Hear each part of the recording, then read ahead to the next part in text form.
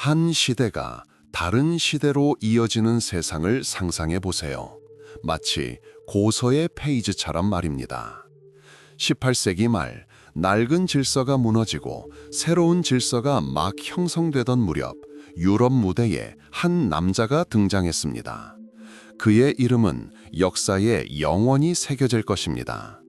하지만 맹렬한 혁명의 그늘에서 나타난 이 남자는 어떻게 비천한 장교에서 대륙의 통치자로 발돋움했을까요? 그리고 그가 유럽 지도를 다시 그리며 변화와 정복의 자취를 남기도록 이끈 힘은 무엇이었을까요? 제국이 어떻게 탄생했는지, 그리고 역경 속에서 단련된 천재가 어떻게 역사의 흐름을 형성했는지 이해하기 위해 이 시대를 깊이 있게 살펴보겠습니다. 이 놀라운 여정의 시작은 프랑스 혁명의 심장부, 깊은 격변과 희망의 시대에서 시작되었습니다. 매일 새로운 도전이 밀려오는 이 격동의 사건들 속에서 역사상 가장 뛰어난 군사 지도자이자 정치가 중 한 명, 나폴레옹 보나파르트의 길이 시작되었습니다. 그의 부상은 단순한 우연의 연속이 아니라 그의 탁월한 능력, 야망, 그리고 변화의 혼돈을 헤쳐나가는 능력의 필연적인 결과였습니다.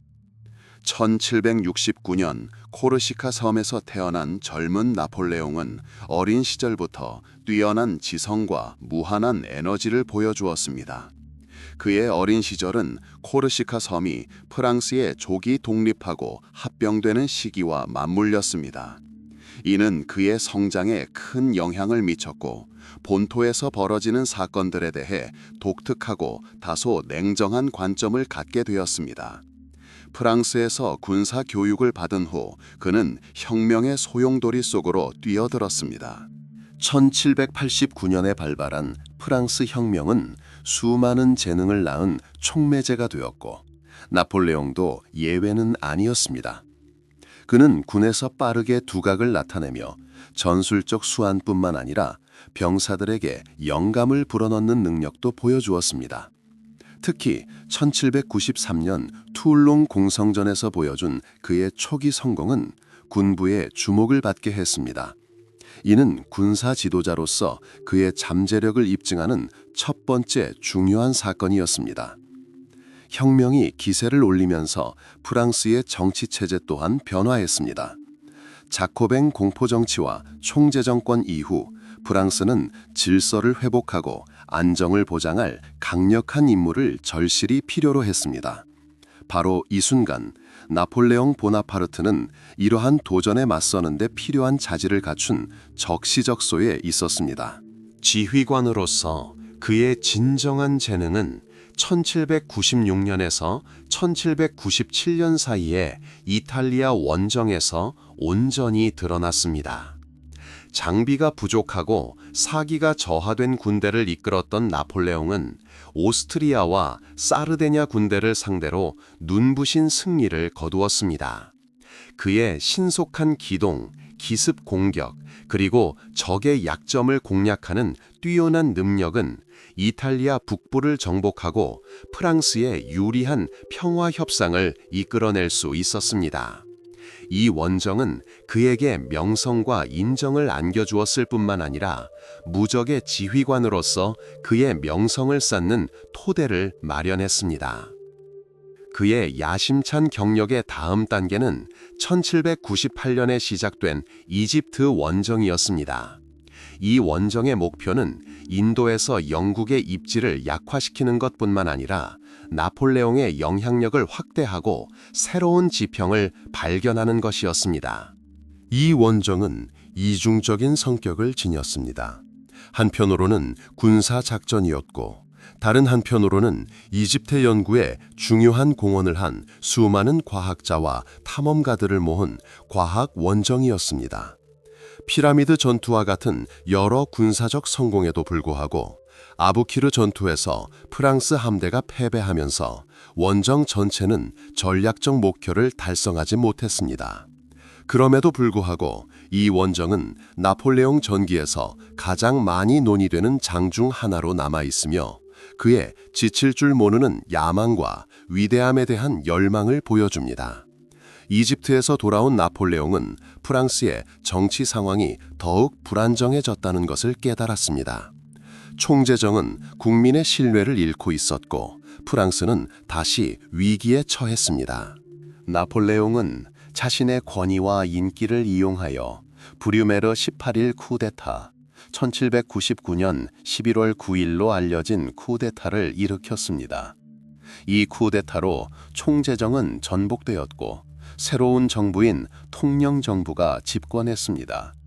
나폴레옹은 제1통령이 되어 사실상 모든 권력을 자신의 손에 집중시켰습니다. 통영 통치 시대는 프랑스의 심오한 개혁과 질서 회복이 이루어진 시기였습니다. 나폴레옹은 군사 지도자로서 뿐만 아니라 뛰어난 행정가이자 입법자로서도 두각을 나타냈습니다. 행정이 재편되고 프랑스 중앙은행이 설립되었으며 금융 시스템이 안정되었습니다. 특히 나폴레옹 법전으로 알려진 민법전의 채택은 프랑스 법률을 체계화하고 전 세계 여러 국가의 법률에 지대한 영향을 미쳤습니다. 이러한 개혁은 현대 프랑스 국가의 토대를 마련하고 나폴레옹의 지도자로서의 입지를 강화했습니다. 그러나 나폴레옹의 권력 추구는 제1통령으로서의 역할에만 국한되지 않았습니다. 1804년 정통성을 강화하고 왕조를 수립하고자 스스로를 프랑스 황제로 선포했습니다. 이는 혁명공화국에서 제국으로의 전환을 상징하는 동시에 새로운 시대의 시작을 알렸습니다. 노트르담 대성당에서 거행된 나폴레옹의 대관식은 새로운 프랑스의 위엄과 위력을 과시하기 위한 장대한 행사였습니다. 프랑스 제국의 건국은 유럽의 정치 지형을 영원히 바꾼 일련의 대규모 군사작전의 시발점이 되었습니다. 황제가 된 나폴레옹은 유럽 대륙을 지배하려 했고 이는 필연적으로 다른 유럽 강대국들과의 갈등으로 이어졌습니다. 나폴레옹 전쟁사에서 가장 주목할 만한 사건 중 하나는 1805년 12월에 벌어진 아우스터리츠 전투입니다. 삼황 전투로도 알려진 이 전투는 나폴레옹 군사력의 정점을 이루었습니다. 전술과 전략에서 우월했던 그의 군대는 러시아와 오스트리아 연합군을 상대로 압도적인 승리를 거두었습니다.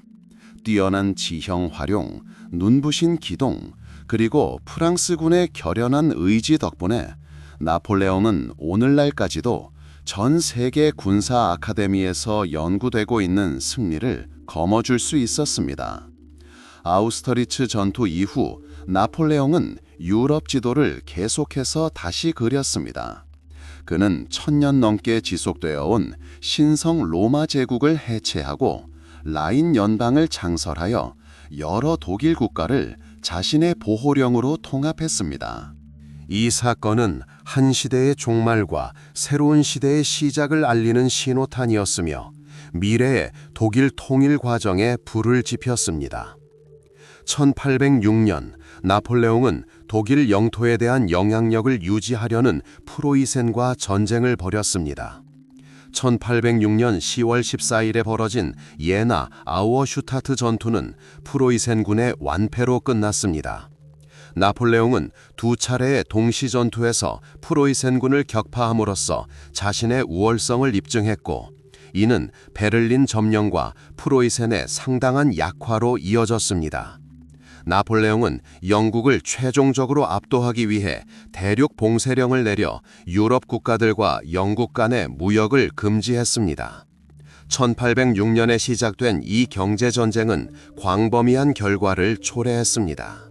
이 봉쇄령은 영국 경제에 타격을 입혔을 뿐만 아니라 나폴레옹의 동맹국들 사이에 불만을 증폭시키고 밀수를 부추겨 봉쇄의 효과를 약화시켰습니다. 나폴레옹에게 가장 어렵고 힘든 전쟁은 1808년에 시작된 스페인 전쟁이었습니다.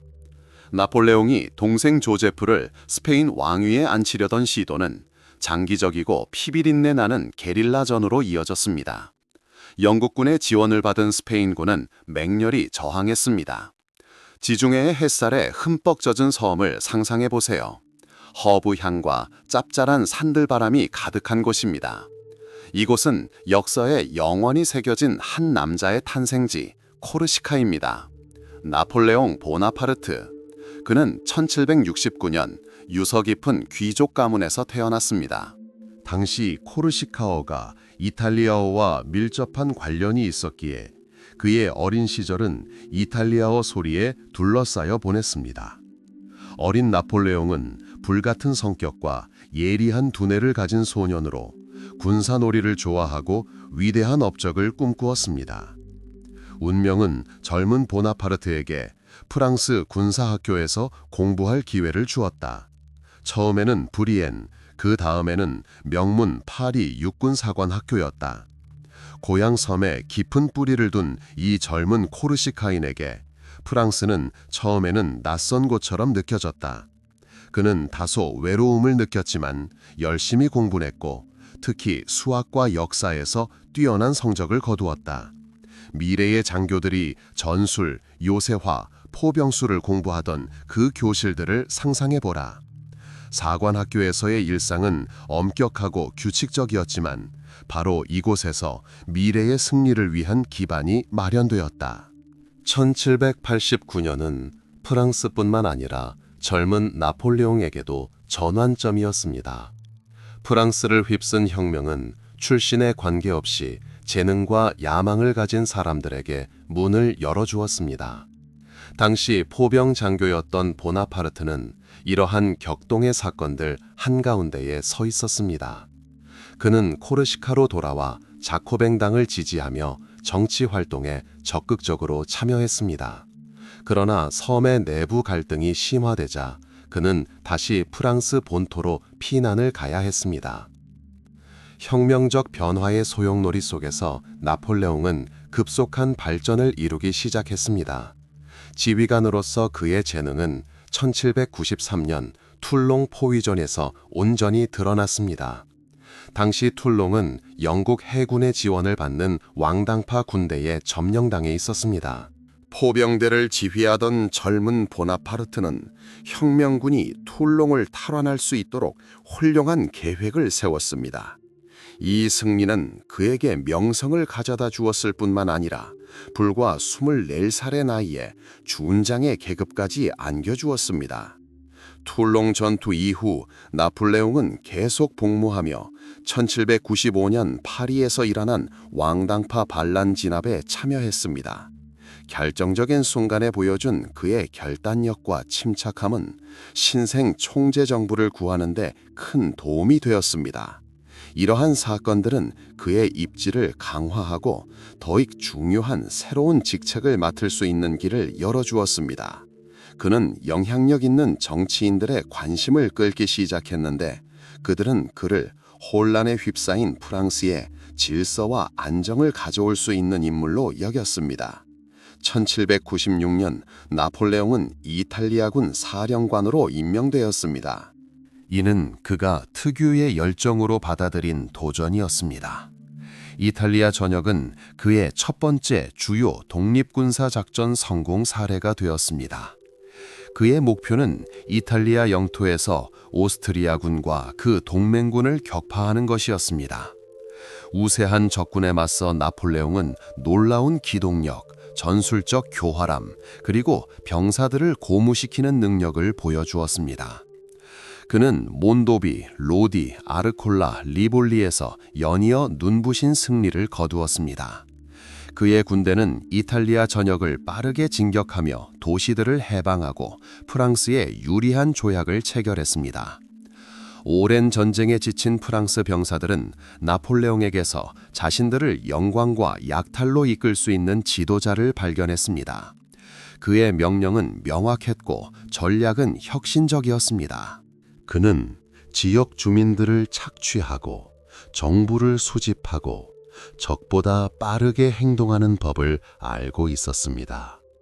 이탈리아 원정은 프랑스에 군사적 승리를 가져다 주었을 뿐만 아니라 배상금 지급과 예술품 압수를 통해 국고를 크게 보충했습니다. 나폴레옹은 군사 지도자로서 뿐만 아니라 협상과 목표 달성에 능한 유능한 외교관으로서도 자신을 증명했습니다. 1797년 캄포 포르미오 평화조약 체결 후 그는 국민 영웅으로 프랑스에 귀국했습니다. 그의 이름은 승리와 권력의 상징이 되었습니다. 그러나 나폴레옹의 야망은 이탈리아를 넘어섰습니다. 그는 자신을 단순한 군사 지도자가 아니라 유럽 역사의 흐름을 바꿀 수 있는 정치가로 여겼습니다. 1798년 총제정부는 보나파르트의 영향력이 커지는 것을 우려하여 그를 이집트로 파견했습니다. 원정의 목적은 두 가지였습니다. 인도에서 영국의 영향력을 약화시키는 것과 아마도 프랑스의 새로운 확장 경로를 모색하는 것이었습니다. 이집트 탐함은 놀라움으로 가득 찬 거대한 사업이었습니다. 군대와 함께 수백 명의 과학자, 예술가, 그리고 엔지니어들이 배에 탑승했습니다. 그들의 임무는 고대 문명을 탐험하고 유물을 수집하고 동식물을 연구하는 것이었습니다. 이는 진정한 과학적 항해였으며 훗날 로제타 스톤의 발견과 이집트학의 탄생으로 이어졌습니다. 나폴레옹 군대는 이집트에 상륙하여 피라미드 전투에서 맘루크 왕조를 격파했습니다. 그러나 넬슨 제독이 이끄는 영국 함대가 프랑스 함대를 격파한 아부키르 해전에서 프랑스군은 극도로 취약한 위치에 놓였습니다. 프랑스군은 보급품 공급이 끊기고 혹독한 사막 환경에서 전쟁을 벌여야 했으며 지역 주민들의 저항과 질병에 직면해야 했습니다. 군사적 어려움에도 불구하고 탐험의 과학적 부분은 계속되었습니다. 과학자들은 고대 유적, 상형 문자, 그리고 기후에 대한 귀중한 정보를 수집했습니다. 다방면에 관심이 많았던 나폴레옹은 과학 연구가 프랑스의 위상에 얼마나 중요한지 잘 알고 있었으며 이에 전념했습니다. 그러나 국내 정치 상황은 점점 더 불안정해지고 있었습니다. 총재 정부는 권위를 잃어가고 있었고 프랑스는 강력한 지도자를 필요로 했습니다. 프랑스의 권력 위기를 알게 된 나폴레옹은 귀국을 결심했습니다. 클레베르 장군의 지휘 아래 이집트의 군대를 남겨두고 1799년 비밀리에 고국으로 떠났습니다. 그의 귀환은 희망과 환희로 가득했습니다. 국민들은 변화를 갈망했고 많은 사람들은 나폴레옹을 구세주로 여겼습니다. 파리에 도착한 보나파르트는 동생 리시앵을 비롯한 뜻을 같이 하는 사람들과 함께 쿠데타를 일으켰습니다. 1799년 11월 9일, 실력 브리메르 18일, 그들은 500인 의회와 원로 의회를 해산하여 총재 정부를 사실상 종식시켰습니다. 이 쿠데타는 새로운 시대, 즉 통령 정부의 시작을 알렸습니다. 새로운 정부 형태, 즉 3명의 집정관이 이끄는 통령 정부가 수립되었습니다. 나폴레옹 보나파르트는 사실상 무제한적인 권력을 행사하는 제1통령이 되었습니다. 그는 혁명의 격동기를 거쳐 국가를 강화하고 나라를 안정시키기 위해 즉시 개혁에 착수했습니다. 재정개혁이 시행되었고 프랑스 은행이 설립되었으며 교황과 콩코르다, 프랑스 정교 조약이 체결되어 가톨릭 교회와의 관계가 회복되었습니다. 특히 중요한 것은 나폴레옹 법전으로 알려진 민법의 발전이었습니다. 1802년에 채택된 이 법전은 법 앞의 평등, 재산권, 양심의 자유 등 혁명의 많은 업적을 담고 있었습니다. 나폴레옹 법전은 여러 국가의 법률에 지대한 영향을 미쳤으며 오늘날까지도 유효합니다. 통령 재임 기간 동안 나폴레옹은 국내 개혁을 단행했을 뿐만 아니라 군사 작전도 계속했습니다. 1801년 마렌고 전투에서 오스트리아군을 격파하여 권력을 강화하고 평화 조약을 체결했습니다. 점차 그의 권력은 절대적인 지위를 차지하게 되었고 1802년에는 종신영사로 선포되었습니다. 1796년 유럽이 변화의 소용돌이에 휩싸이던 시절, 젊은 장군 나폴레옹 보나파르트는 많은 사람들이 불가능하다고 여겼던 임무, 바로 이탈리아군 사령관을 맡았습니다. 장비도 열악하고 사기도 저하된 이탈리아군은 붕괴 직전이었습니다. 하지만 나폴레옹에게는 자신을 증명할 기회였고 그는 이를 10분 활용했습니다. 1796년부터 1797년까지 이어진 이탈리아 전역은 젊은 사령관에게 진정한 승리였습니다. 니스에 도착한 나폴레옹은 군대의 상태가 처참하다는 것을 알게 되었습니다. 병사들은 굶주림과 질병에 시달렸고 군복은 낡았으며 급료는 매우 늦었습니다. 나폴레옹은 26세라는 어린 나이에도 불구하고 병사들에게 깊은 인상을 남겼습니다. 그는 활기차고 결단력이 있었으며 아이디어가 풍부했습니다. 그의 연설은 감동적이었고 그의 자신감은 전염성이 강했습니다. 나폴레옹은 즉시 군대를 재편하기 시작했습니다. 보급로를 구축하고 병사들에게 식량과 탄약을 공급했습니다. 앙드레 마세나와 장 란처럼 유능한 장교들을 영입하여 충성스러운 동맹으로 삼았습니다. 그의 주요 전술은 신속한 진격, 결정적인 지역에 병력을 집중시키는 것, 그리고 기동성을 활용하는 것이었습니다. 그는 적의 약점을 파악하고 정확하고 파괴적인 타격을 가하는 방법을 알고 있었습니다. 첫 번째 주요 승류는 1796년 몬도비 전투였습니다. 프랑스군이 사르데냐 군대를 격파한 전투였습니다. 이 승리로 토리노로 가는 길이 열렸고 사르데냐 왕국은 굴욕적인 평화 조약에 서명해야 했습니다. 이후 나폴레옹은 이탈리아 북부 대부분을 장악하고 있던 오스트리아군을 상대로 군대를 돌렸습니다. 1796년에 벌어진 로디 전투는 이 전역에서 가장 인상적인 사건 중 하나였습니다.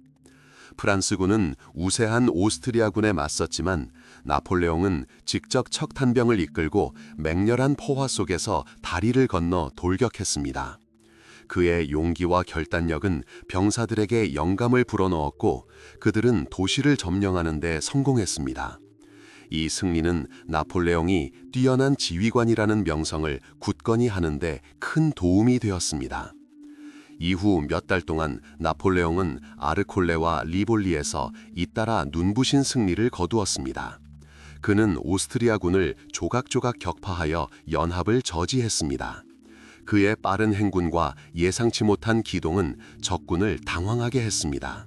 경험은 있지만 보수적인 장군들로 구성된 오스트리아군 사령부는 이러한 전투 방식에 대한 준비가 되어 있지 않았습니다. 이탈리아 원정은 군사적 승리였을 뿐만 아니라 문화적 풍요의 시기이기도 했습니다. 나폴레옹의 명령에 따라 프랑스군은 이탈리아에서 예술 작품을 약탈했고 이 작품들이 나중에 프랑스 박물관, 특히 루브르 박물관을 장식하게 되었습니다. 나폴레옹 자신도 고대 유물과 과학에 관심을 보이며 학자와 예술가들을 원정에 참여시켰습니다. 이탈리아 병사들의 일상은 고달팠습니다. 승리에도 불구하고 그들은 종종 식량 부족에 시달렸고 포 계곡에 만연했던 말라리아와 같은 질병으로 고통받았습니다. 그러나 젊은 장군에 대한 믿음과 승리 덕분에 병사들의 사기는 매우 높았습니다. 병사들은 자신들을 영광과 약탈로 이끌어줄 사람이 자신들 뒤에 있다는 것을 알고 있었습니다. 1797년까지 나폴레옹은 북부 이탈리아 전체를 사실상 장악했습니다. 그는 프랑스에 종속된 여러 공화국을 세웠는데 그중 하나가 치살피나 공화국이었습니다. 그의 성공은 프랑스는 물론 전 세계에서 찬사를 받았고 그의 이름은 승리의 대명사가 되었습니다. 이 전쟁은 1797년 체결된 campo formio 평화조약으로 절정에 달했습니다. 이 조약에 따라 오스트리아는 네덜란드 내 영토를 프랑스에 하양하고 치살피나 공화국을 인정했습니다. 나폴레옹은 사실상 독립적으로 행동하며 프랑스의 유리한 조건으로 평화조약을 체결함으로써 외교적 수완을 발휘했습니다. 이탈리아 원정은 나폴레옹을 무적의 지휘관이라는 명성을 확고히 했습니다. 그는 젊음과 혁신적인 아이디어가 경험과 전통적인 방식을 능가할 수 있음을 보여주었습니다. 이 원정은 그의 장래의 위대함을 향한 첫걸음이자 유럽 역사의 흐름을 바꿀 천재의 탄생을 알리는 신호탄이었습니다. 눈부신 이탈리아 원정 이후 젊은 보나파르트 장군에게는 그의 운명과 역사의 흐름을 영원히 바꿀 새롭고 야심찬 계획이 기다리고 있었습니다. 바로 1798년에 시작된 이집트 원정이었습니다. 프랑스를 통치하던 총재 정부는 이 원정을 영국의 인도 진출을 차단하여 영국을 약화시킬 기회로 여겼을 뿐만 아니라 나폴레옹에게는 고향을 떠나 자신의 인기를 증명할 기회로 여겼습니다. 나폴레옹은 그곳에서 점점 커져가는 인기가 위협으로 작용할 수 있었기 때문입니다. 항상 위대함을 갈망했던 나폴레옹은 이집트에서 군사적 영광뿐 아니라 과학적 발견의 기회도 엿보았습니다. 그는 군대뿐만 아니라 100명이 넘는 과학자, 엔지니어, 예술가, 그리고 기타 전문가들을 모아 해군 내에 사실상 연구소를 만들었습니다. 이들은 고대 문명과 그 역사, 지리, 그리고 문화를 탐구하도록 부름받았습니다. 약 400척의 함선으로 구성된 함대는 1798년 5월 툴롱에서 출항했습니다. 항해는 길고 고되었습니다. 이탈리아에서처럼 병사들은 뱃멀미와 더위에 시달렸습니다. 선내 환경은 비좁았고 식량은 금세 바닥날 수 있었습니다. 그럼에도 불구하고 새로운 업적에 대한 기대감으로 사기는 고양되었습니다. 첫 번째 주요 목표는 몰타를 점령하는 것이었는데 1798년 6월 별다른 저항 없이 이루어졌습니다. 그 후 함대는 이집트 해안으로 향했습니다.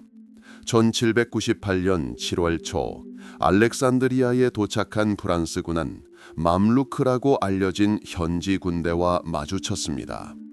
상륙 직후 피라미드 전투가 벌어졌고 나폴레옹은 결정적인 승리를 거두었습니다. 병사들을 방진으로 진영화하는 그의 전술은 맘루크 기병대에 효과적이었습니다.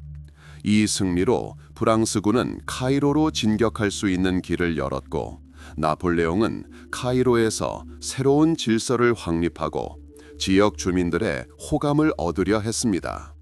그는 이집트인들의 종교와 관습을 존중하겠다고 선언했는데 이는 그의 전략의 일부였습니다. 나일 해전으로도 알려진 아부키르 해전에서 프랑스 함대의 거의 대부분이 영국군에 의해 파괴되거나 납포되었습니다. 이는 프랑스군이 모국으로부터의 보급품과 지원군을 받지 못하게 되었음을 의미했습니다. 이러한 심각한 좌절에도 불구하고 나폴레옹은 흔들리지 않았습니다. 그는 이집트에서 활동을 계속하며 과학 연구에 상당한 관심을 기울였습니다. 탐험대와 함께 도착한 과학자들은 연구를 시작했습니다. 그들은 고대 유적을 탐사하고 동식물 표본을 수집하고 언어와 문화를 연구했습니다. 그 결과 유럽 이집트학의 혁명을 일으킨 기념비적인 저서 이집트에 대한 설명이 출판되었습니다. 바로 이 탐험 과정에서 로제타 스톤이 발견됐는데 이 스톤은 훗날 고대 이집트 상형 문자 해독에 중요한 역할을 했습니다. 이집트 군인들의 삶은 고난으로 가득했습니다. 더운 기후, 낯선 음식, 지역 주민들과의 끊임없는 충돌, 그리고 게릴라전은 긴장된 분위기를 조성했습니다. 이질과 전염병 같은 질병 또한 목숨을 앗아갔습니다. 그러나 모든 고난에도 불구하고 많은 군인들은 위대한 사업에 참여하고 고대 세계의 경이로움을 목격하고 우상의 지휘 아래 복무할 기회에 용기를 얻었습니다. 1799년 나폴레옹은 프랑스의 불리한 정치 상황을 알게 되었습니다. 총재 정권은 통제력을 잃고 있었고 프랑스는 강력한 지도자가 필요했습니다. 이집트에서의 자신의 존재가 점점 무의미해지고 있음을 깨닫고 이집트로 돌아와 권력을 잡을 기회를 엿보던 나폴레옹은 비밀리에 이집트를 떠나기로 결심했습니다. 1799년 8월 장바티스트 클레베르 장군에게 지휘권을 넘긴 나폴레옹은 소수의 측근들과 함께 프랑스로 귀환했습니다. 함대 손실과 같은 군사적 좌절에도 불구하고 이집트 원정은 나폴레옹의 인생에서 중요한 이정표가 되었습니다. 이 원정은 그의 야심찬 계획 능력, 과학적 호기심, 그리고 변화하는 상황에 대한 적응력을 보여주었습니다. 또한 이 원정은 유럽의 과학과 문화에도 지대한 영향을 미쳐 고대 이집트의 보물들을 서구에 소개했습니다. 나폴레옹 자신에게는 이 원정이 단지 권력을 되찾기 위한 과도기적 단계에 불과했습니다. 그래서 우리는 새로운 업적을 위해 나폴레옹을 이집트에 남겨두었습니다. 1799년 그의 프랑스 귀환은 신속하고 비밀리에 진행되었습니다. 수년간의 혁명적 격변으로 지쳐있던 프랑스는 강력한 지도자를 필요로 했습니다. 행정기관인 총재정은 권위를 잃고 있었고 정치적 불안정은 심화되고 있었습니다. 이집트에서 돌아온 나폴레옹은 자신이 이 격동의 정치 상황의 중심에 서 있음을 깨달았습니다. 그는 시간을 허비하지 않았습니다. 그의 목표는 지속적인 질서를 확립하고 자신의 권력을 공고히 하는 것이었습니다. 나폴레옹은 총재 중 한 명인 시에이에스와 외무장관 탈레랑 등 영향력 있는 인물들을 포함한 뜻을 같이 하는 동료들과 함께 쿠데타를 준비하기 시작했습니다. 총재 정부를 전복하고 새 정부를 수립하는 것이 그의 목표였습니다.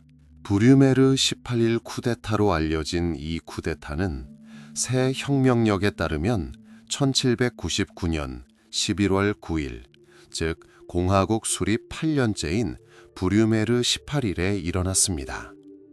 이날은 프랑스 역사의 전환점이 되었습니다.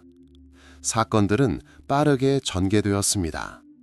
입법부의 양원인 원로회의와 500인 회의의 회의는 자코뱅파의 음모라는 구실로 파리에서 생클로로 옮겨졌습니다. 나폴레옹은 군대 총사령관으로서 자신의 지위를 이용해 통제력을 유지했습니다. 그의 병사들은 회의가 열리고 있던 건물을 포위했습니다.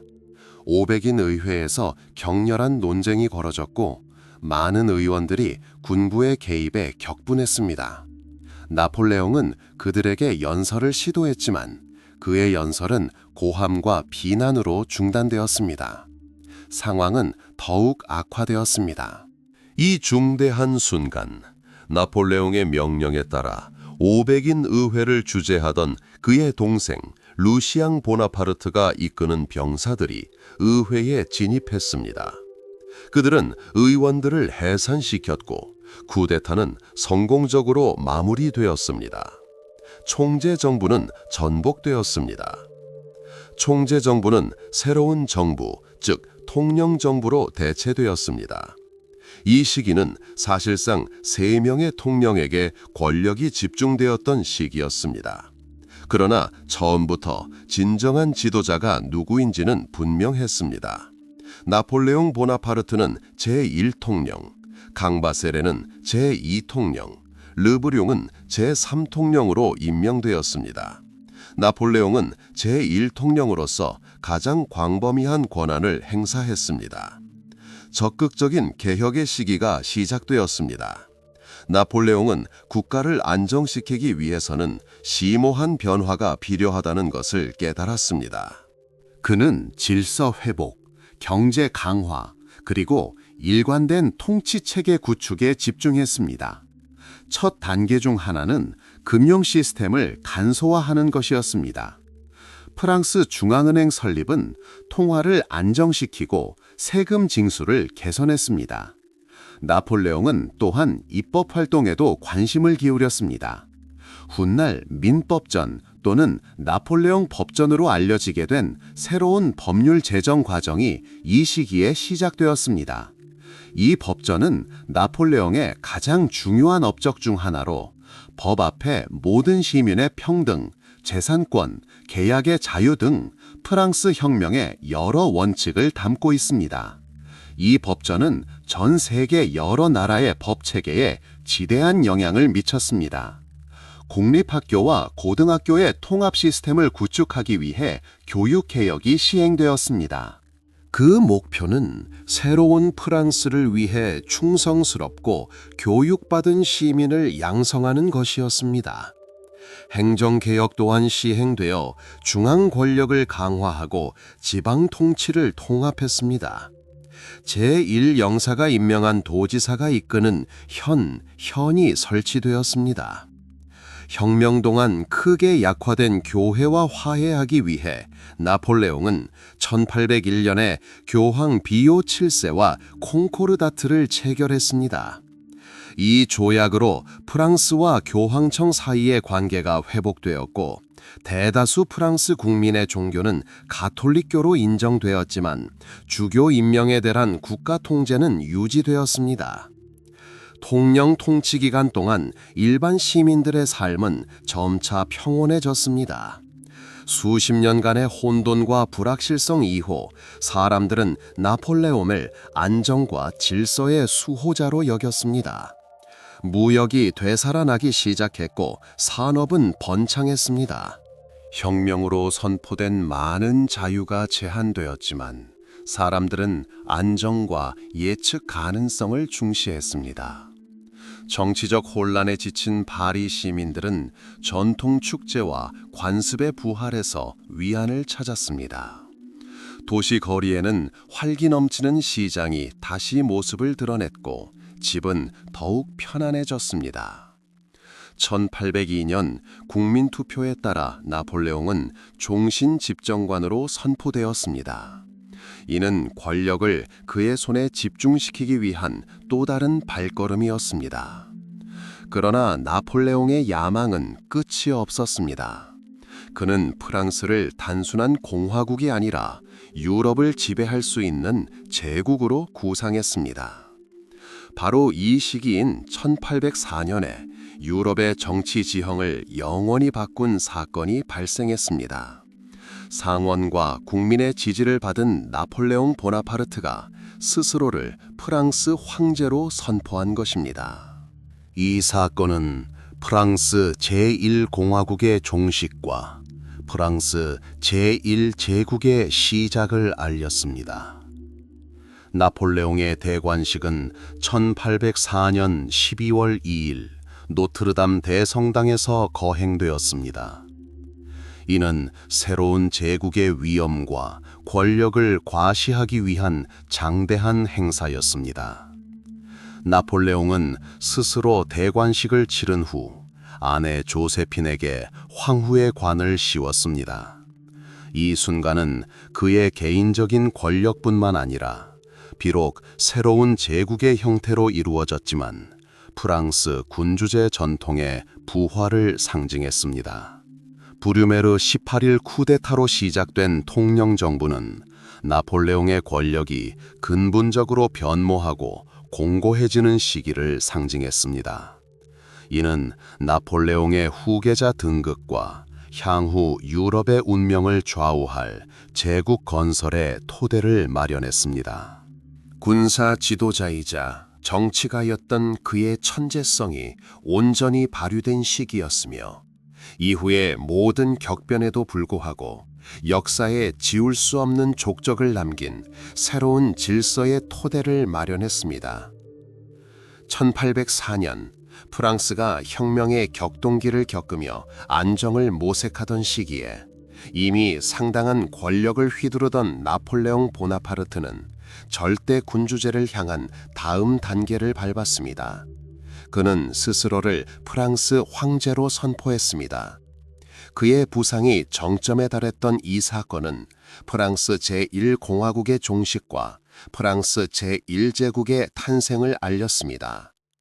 1804년 12월 2일 장엄한 노트르담 대성당에서 장엄한 대관식이 거행되었습니다. 이는 단순한 의례 행사를 넘어 새로운 제국의 권력과 정통성을 세상에 보여주기 위해 치밀하게 기획된 화려한 행사였습니다. 교회 권위로부터의 독립성을 강조하고자 했던 나폴레옹은 교황 비오 7세에게서 왕관을 직접 받아 자신의 머리에 씌웠습니다. 그리고 아내 조세핀에게 황후의 관을 씌웠습니다.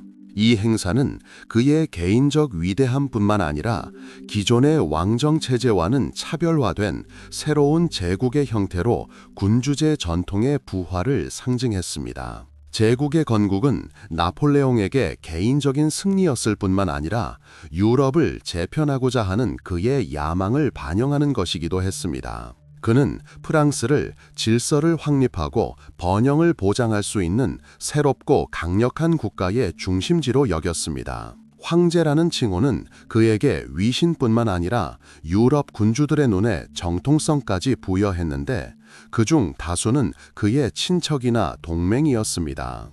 브류메르 18일 쿠데타로 시작된 통령정은 미래 제국의 토대를 마련한 심오한 변혁의 시기였습니다. 나폴레옹은 뛰어난 정치가로서 프랑스 사회의 거의 모든 측면에 영향을 미치는 개혁을 시행했습니다. 가장 중요한 개혁 중 하나는 1802년에 채택된 나폴레옹 법전으로 알려진 민법전이었습니다. 이 법전은 프랑스 법체계를 통일하여 법 앞의 평등, 사유재산의 불가침, 계약의 자유 등 혁명의 많은 성과를 담고 있습니다. 나폴레옹 법전은 전 세계 여러 국가의 법체계 발전에 지대한 영향을 미쳤으며 오늘날까지도 여러 형태로 유효합니다. 나폴레옹은 경제 안정과 발전을 추구했습니다. 프랑스 지폐협회가 설립되어 국가의 금융 시스템을 회복하고 통화 유통을 통제하는 데 중요한 역할을 했습니다. 산업과 농업을 발전시키고 도로와 운하를 건설하는 데 노력을 기울였는데 이 모든 것이 경제 성장에 기여했습니다. 교육 분야에서 나폴레옹은 국가의 필요에 따라 미래의 공무원, 장교, 전문가를 양성하기 위해 설계된 중등 교육기관인 리세 제도 구축에 특히 중점을 두었습니다. 이 교육 제도는 황제에게 충성하는 새로운 엘리트 계층을 형성하는 데 기여했습니다. 교회 정책 또한 변화를 겪었습니다. 1801년 교황과 콩코르다가 체결되어 프랑스와 가톨릭 교회 간의 관계가 회복되었습니다. 이는 교회가 교회 문제에 대한 국가 통제를 유지하면서도 어느 정도 영향력을 회복할 수 있도록 하는 타협안이었습니다. 일상생활 속에서 이 시기는 수십 년간의 혼란 이후 프랑스에 비교적 안정을 가져다 주었습니다. 도시는 회복되기 시작했고 무역은 되살아났습니다. 그러나 일반 서민들의 삶은 여전히 고난으로 가득했습니다. 식료품 가격은 변동이 심했고 세금은 여전히 상당한 부담으로 남아 있었습니다. 많은 가정이 여전히 넉넉지 못한 환경에서 살았지만 갑작스런 격변에 대한 두려움 없이 미래를 계획할 수 있었다는 것만으로도 큰 성과였습니다. 황제로서 나폴레옹은 새로운 지위에 걸맞은 화려함과 사치로 자신을 둘러보고자 했습니다. 여러 궁정 의례와 칭호가 다소 변형된 형태로 복원되었습니다. 오랫동안 방치되었던 베르사유 궁전에서는 다시 음악이 울려 퍼지고 무도회와 리셉션이 열렸습니다. 황실과 그 주변 귀족들은 새로운 황실 양식을 선보였습니다. 제국 건국에서 중요한 측면 중 하나는 새로운 국가 상징의 개발이었습니다. 독수리는 제국의 권력을 상징하여 군기, 깃발, 군복을 장식했습니다.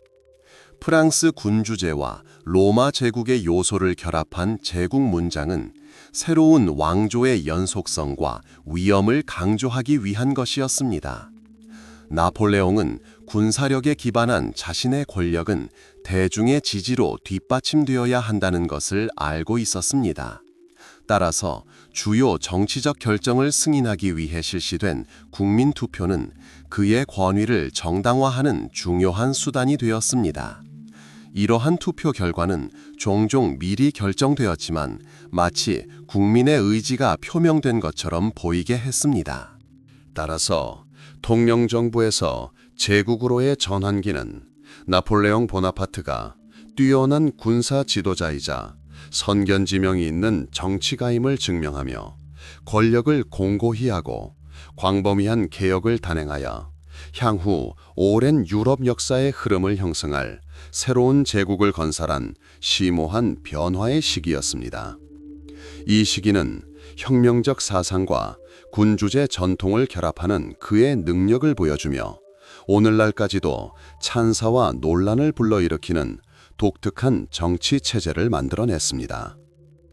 1805년 가을이 저물어갈 무렵 유럽은 긴장감에 휩싸였습니다.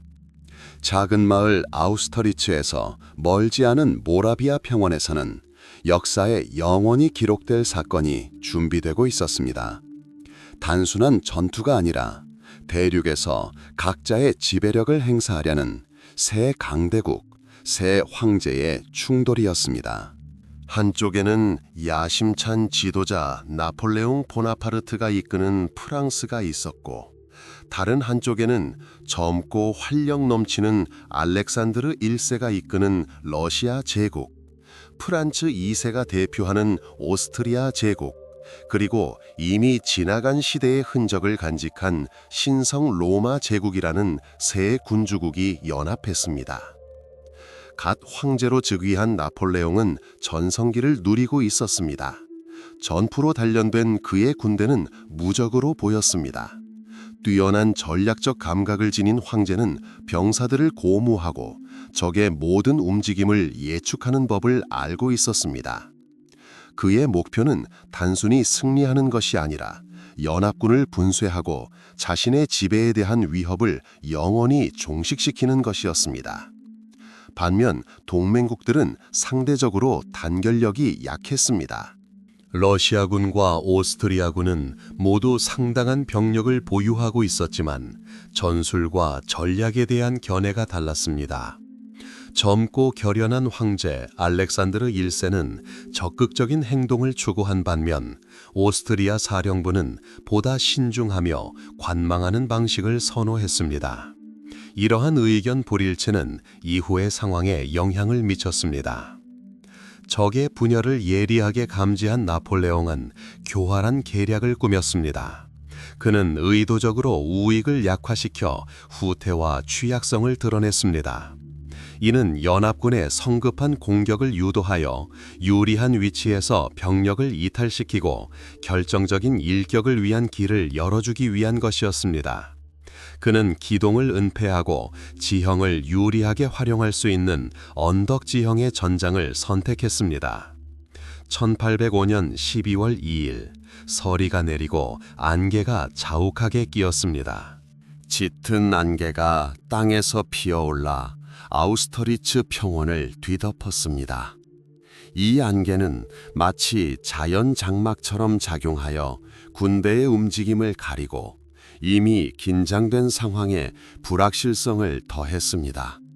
프라첸 고지에서 모든 것을 지켜보던 나폴레옹은 기다렸습니다. 그는 적들이 자신의 계략에 속아 실수를 저지를 것임을 알고 있었습니다. 실제로 연합군은 프랑스군이 우익으로 후퇴하는 모습을 보고 이를 이용하기로 결정했습니다. 그들은 주력 부대에게 프랑스군을 우회하여 탈출로를 차단하도록 지시했습니다.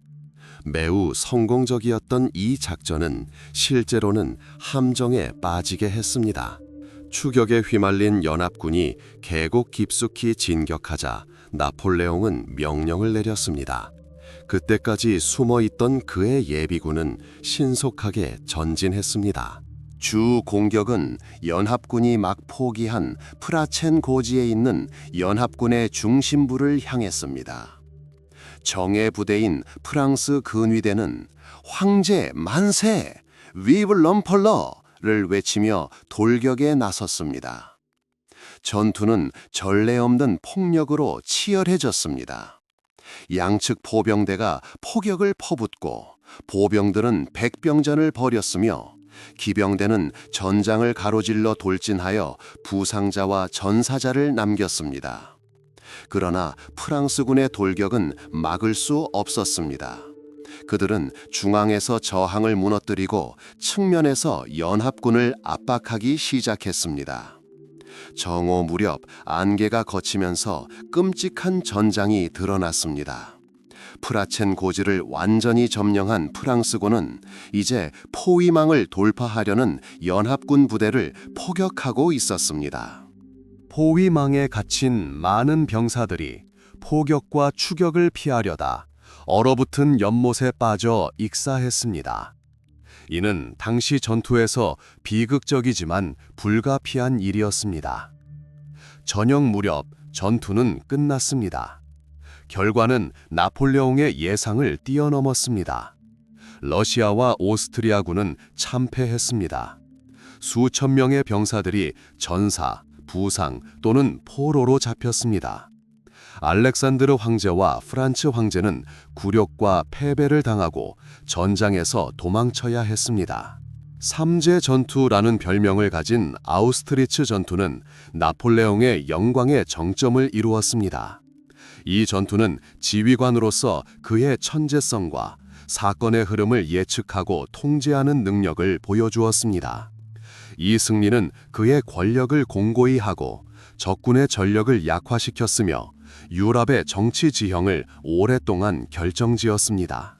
전장에서 멀리 떨어져 일상생활을 하는 평범한 사람들에게는 이러한 사건의 소식이 늦게 전해졌고 두려움과 불확실성, 심지어는 국가적 성공에 대한 자부심까지 안겨주었습니다. 농민과 장인들의 삶은 평소와 다름없이 이어졌지만 위대한 전투의 메아리는 어쩔 수 없이 그들의 초라한 고향에까지 전해지며 평화가 얼마나 깨지기 쉬운지를 일깨워 주었습니다. 아우스트리츠 전투에서 승리한 후 나폴레옹은 유럽에서 자신의 입지를 더욱 공고히 했습니다. 그의 야망은 단순한 군사적 우위를 넘어 프랑스를 중심으로 한 새로운 질서를 수립하여 유럽 대륙의 정치 지도를 새롭게 그리려 했습니다.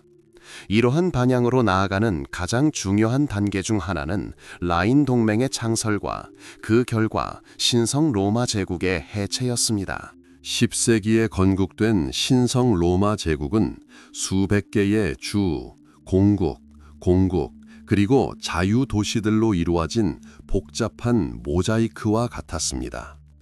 제국은 오래전부터 이전의 통일성과 권력을 잃어버렸고 진정한 정치 세력이라기보다는 형식적인 연합체에 가까워졌습니다. 많은 독일 영토는 명목상으로는 제국의 일부였지만 사실상 자국의 통치자들에 의해 통치되었고 종종 프랑스를 포함한 외부 세력에 편향되었습니다. 나폴레옹은 이 상황을 자신의 영향력을 확장할 절호의 기회로 여겼습니다. 그는 독일 제후들과 적극적으로 협력하여 새로운 영토 획득 지원, 주권 강화, 그리고 외부 위협으로부터의 보호라는 유리한 조건을 제시했습니다. 그 대가로 그는 충성, 군단 지원, 그리고 자신의 정치 계획에 대한 지지를 요구했습니다. 아우스터리츠 전투와 프레스부르크 조약 이후 1806년 나폴레옹은 전성기를 맞이했습니다. 바로 1806년 7월 12일 파리에서 라인 동맹을 창설하는 조약이 체결되었습니다. 라인 동맹은 바이에른, 뷰르텐베르크, 바덴, 헤센 다름슈타트 등 주요 독일주 16개 주를 통합하는 정치적 실체였습니다. 나폴레온 황제는 라인 동맹의 수호자로 선포되었습니다. 이 사건의 결과는 엄청났습니다. 라인 동맹은 사실상 대부분의 독일 국가들이 신성 로마 제국의 권위에서 분리되는 것을 의미했습니다. 이는 신성 로마 제국의 존립 자체에 대한 직접적인 공격이었습니다. 합스부르크 왕가의 신성 로마 황제 프란츠 2세는 상황이 저절로 해결되기를 바라며 오랫동안 이 사건을 외면했습니다.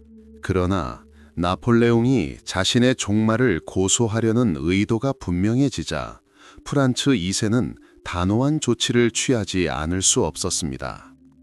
1806년 8월 6일 프란츠 2세는 신성 로마 제국의 왕위를 포기했습니다. 그는 라인 연방의 해체와 제국의 존속 불가능성을 고려하여 더 이상 황제의 직무를 수행할 수 없다고 선언했습니다.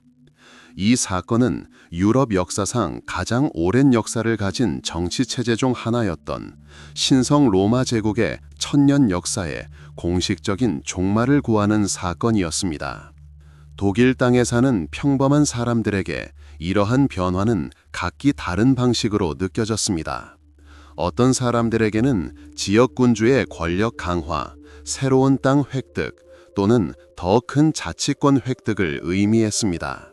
다른 이들, 특히 오랜 전통을 고수하는 사람들에게는 불확실성과 익숙한 삶의 방식의 상실을 예고하는 경고 신호로 받아들여졌습니다. 농민, 장인, 상인들은 일상을 이어갔지만 이러한 기념비적인 정치적 변화에 대한 소식은 비록 지연되었다 하더라도 필연적으로 그들의 삶에 영향을 미쳐 변화와 새로운 현실의 분위기를 조성했습니다. 라인 연방의 창설과 신성 로마 제국의 해체는 단순한 법적 행위에 그치지 않았습니다. 이는 유럽의 근본적인 재편을 의미했으며 미래 민족 국가들의 기반을 마련하고 대륙의 세력 균형을 변화시켰습니다. 나폴레옹은 봉건적 분열로부터의 해방자라는 이미지를 내세웠지만 실제로는 자신의 이익에 부합하고 지배력을 강화할 수 있는 국가연합을 구축하고자 했습니다. 유럽 지도의 이러한 재구성은 프랑스의 헤게모니에 기반한 새로운 유럽 체제를 구축하려는 그의 열망을 가장 도드라지게 보여주는 사례 중 하나가 되었습니다. 구질서의 폐허 위에 건립된 나폴레옹 제국은 급속한 확장을 계속했습니다. 라인 동맹의 성립과 신성 로마 제국의 해체 이후 유럽의 정치 지형은 상당한 변화를 겪었습니다.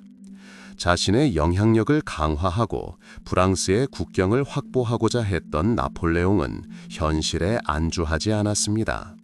그의 야망은 원대했고 1806년 유럽에서 가장 오래되고 강력한 국가 중 하나인 프로이센이 다시 황제의 관심을 사로잡았습니다. 한때 막강한 강대국이었던 프로이센 왕국은 다소 불안정한 상태에 있었습니다. 1786년 프리드리히 대왕이 서거한 후 프로이센은 카리스마 넘치고 선견지명이 있는 지도자를 찾지 못했습니다. 프리드리히 빌헬름 2세와 그의 아들 프리드리히 빌헬름 3세는 그와 같은 전략적 통찰력을 갖추지 못했습니다. 엄격한 규율과 훈련으로 명성을 떨쳤던 프로이센 군대는 예전의 힘을 잃은 듯 했습니다. 선형적인 전투 대형과 엄격한 위계 질서에 기반한 프로이센 군대의 전술은 프랑스군의 기동성과 신속함에 비해 시대에 뒤떨어진 것으로 보였습니다. 나폴레옹은 프로이센의 약점을 간파하고 이를 무력화해야 할 잠재적 위협으로 여겼습니다. 사건은 급속도로 전개되었습니다. 1806년 프랑스의 압력으로 프로이센은 어려운 외교적 상황에 처했습니다. 프랑스 황제는 프랑스가 받아들일 수 없는 일련의 요구들을 제시했습니다. 긴장은 고조되었고 곧 분쟁의 평화적 해결이 불가능하다는 것이 분명해졌습니다. 1806년 9월 프로이센 국왕 프리드리히 빌헬름 3세는 참모들과 민심의 영향을 받아 동원령을 선포했습니다. 약 16만 명에 달하는 프로이센군은 진격을 시작했습니다. 그러나 수적 열세에도 불구하고 프로이센 사령부는 느리고 주저하는 태도를 보였습니다. 브라운슈바이크 공작 카를 빌헬름 페르디난트와 같은 장군들은 이전 전쟁의 베테랑이었지만 그들의 경험은 나폴레옹 군대의 새로운 시대에는 상대가 되지 못했습니다. 동원령을 접한 나폴레옹은 즉시 대응했습니다. 그는 신속히 겨울 수경지에서 병력을 재배치했습니다. 대육군 그랑드 아르메로 알려진 프랑스군은 잘 훈련되고 동기부여가 잘 되어 있었습니다. 수많은 원정에 참전한 노련하는 병사들로 구성되어 있었고 루이 니콜라 다부, 장 바티스트 베르나도트, 미셸 네와 같은 유능한 원수들이 지휘했습니다. 결정적인 전투는 1806년 10월 중순에 벌어졌습니다. 나폴레옹은 현대 독일 튀링겐 주에 위치한 예나와 아우어슈테트 사이의 지역을 선택했습니다. 두 도시는 약 10km 떨어져 있었고 그날 벌어진 사건들은 영원히 군사사에 기록될 것입니다. 10월 14일에 벌어진 예나 전투는 이 기념비적인 전투의 첫 번째 전투였습니다. 나폴레옹은 약 5만 명의 프랑스군을 직접 지휘했습니다. 그의 맞은편에는 브라운슈바이크 공작이 이끄는 약 3만 8천 명의 프로이센 군이 있었습니다. 프랑스군은 전통적인 전술을 구사하여 신속하게 공격했습니다. 나폴레옹의 포병대는 능숙한 기동으로 프로이센 군의 진지에 치명적인 타격을 입혔습니다. 보병과 기병대는 합동으로 적의 방어선을 돌파했습니다. 브라운슈바이크 공작은 저항을 조직하려다 전투 초반에 부상을 입었습니다. 그의 죽음은 프로이센군에 심각한 타격을 입혔습니다. 프랑스군은 승리에 고무되어 꾸준히 진격했습니다. 정오 무렵 프로이센군은 패주했습니다. 약 1만 명의 프로이센군이 전사하거나 부상을 입었고 1만 5천 명이 포로로 잡혔습니다. 프랑스군의 피해는 비교적 경미했습니다. 동시에 예나 근처 아우어슈테트 마을 근처에서는 프로이센의 재앙을 더욱 악화시킬 사건들이 벌어지고 있었습니다. 폰 멜렌도르프 장군의 지휘 아래 약 6만 명에 달하는 프로이센군 주력이 아우어슈테트 지역에 주둔하고 있었습니다. 그들의 임무는 브라운슈바이크 공작의 군대를 지원하는 것이었습니다. 그러나 지휘관들 간의 조율 부족과 의사소통 부족으로 적시에 지원을 제공할 수 없었습니다. 다부 원수 히아의 프랑스 군단은 약 2만 6천 명에 불과했지만 두 프로이센 군대 사이에 끼어 꼼짝없이 갇혔습니다. 적군의 상당한 수적 우세에도 불구하고 다부 원수는 전투를 받아들이기로 결정했습니다. 그는 유리한 방어 진지를 구축하고 프로이센 군의 공격을 굳건히 막아냈습니다. 원수의 모범에 고무된 프랑스 병사들은 놀라운 용맹함으로 싸웠습니다. 그들은 지형을 능숙하게 활용했고 수적으로 열세였음에도 불구하고 프랑스 군의 포병은 매우 효과적이었습니다. 통합된 공세를 조직하지 못한 프로이센 장군들은 무질서하게 행동했습니다. 그들의 공격은 막대한 손실을 입고 격퇴되었습니다. 저녁 무렵 아우어슈테트에 주둔한 프로이센군 역시 패주했습니다. 프로이센군의 손실은 전사, 부상, 포로를 포함하여 약 2만 명에 달했습니다. 프랑스군은 막대한 손실을 입었음에도 불구하고 진지를 사수하고 승리를 거둘 수 있었습니다. 예나 아우어슈타트 전투는 프로이센 역사상 가장 참혹한 패배 중 하나였습니다. 단 하루 만에 유럽 최정예로 여겨졌던 군대가 사실상 전멸했습니다. 이 사건은 광범위한 영향을 미쳤습니다. 프로이센은 진격해오는 프랑스군에 완전히 무방비 상태가 되었습니다. 나폴레옹은 1806년 10월 말 아무런 저항도 받지 않고 프로이센의 수도 베를린에 입성했습니다. 프로이센에 사는 평범한 사람들에게는 이 사건은 충격으로 다가왔습니다. 수세기 동안 프로이센군은 힘과 질서의 상징이었습니다. 이제 모든 것이 하룻밤 사이에 무너진 듯 했습니다. 도시에는 혼란과 공포가 팽배했습니다. 많은 가족들은 군 복무 중인 아들과 남편의 소식을 기다렸고, 이 소식은 종종 슬픔을 안겨주었습니다. 장인, 상인, 농부들은 일상 업무를 계속했지만 불안감이 감돌았습니다. 프랑스를 점령한 병사들은 각양각색의 행동을 보였습니다. 규율을 잘 지키는 병사들도 있었지만 약탈과 폭력에 휩싸인 병사들도 있었고, 이는 점령군에 대한 공포와 증오를 더욱 부추겼습니다. 나폴레옹의 프로이센에 대한 승리는 유럽에 대한 그의 지배력을 강화했을 뿐만 아니라 유럽 대륙의 정치 지도를 재구성하는 데 중요한 전환점을 마련했습니다. 이는 프랑스의 군사 조직과 전술이 구시대의 체제보다 우월함을 보여주었습니다. 또한 이 사건은 유럽에 더 큰 변화를 불러일으켜 미래의 갈등과 변혁의 토대를 마련했습니다. 나폴레옹은 프로이센의 옛 세력을 무너뜨림으로써 유럽 대륙 역사에 새로운 장을 열었습니다.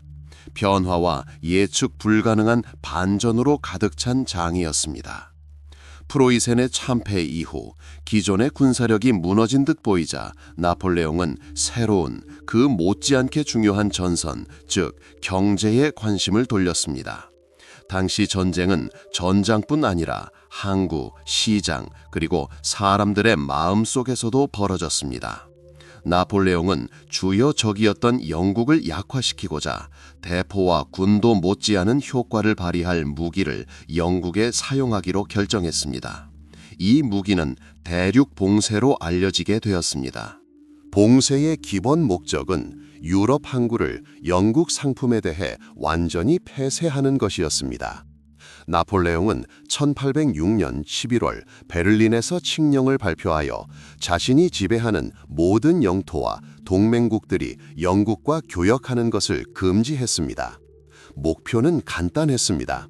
영국의 시장을 빼앗고 경제를 약화시키고 평화 조건을 받아들이도록 강요하는 것이었습니다. 섬나라였던 영국은 해상 무역과 산업 수출에 크게 의존했습니다. 나폴레옹은 유럽 대륙과의 단절을 통해 영국에 치명타를 가할 수 있기를 바랐습니다.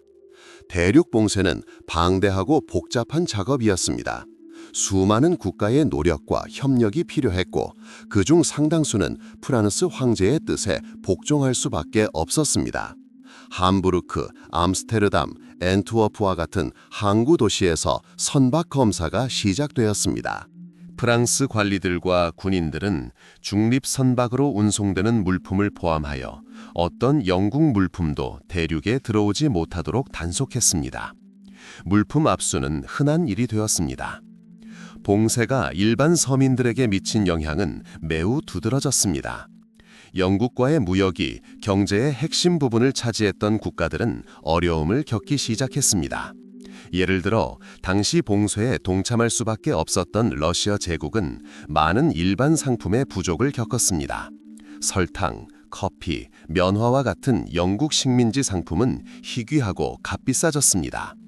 이는 편안함에 익숙해진 상인과 귀족들 사이에 불만을 불러일으켰습니다.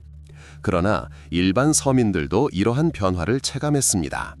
이전에는 저렴했던 가장 기본적인 직물조차 이제 사치품이 되어가고 있었기 때문입니다. 대륙 봉쇄는 영국에도 심각한 도전이었습니다. 영국 산업, 특히 섬유 산업은 수출 감소에 직면했습니다. 그러나 영국은 해결책을 찾았습니다. 남미를 비롯한 세계 여러 지역에서 적극적으로 새로운 시장을 모색하기 시작했습니다. 더욱이 해상권을 장악하고 있던 영국 해군은 보복에 나섰습니다. 영국은 대륙과 교역을 시도하는 프랑스 및 중립국 선박을 납포하고 화물을 압류하기 시작했습니다. 또한 영국은 유럽 대륙으로의 물자 밀수에도 나서 봉쇄의 효과를 약화시켰습니다.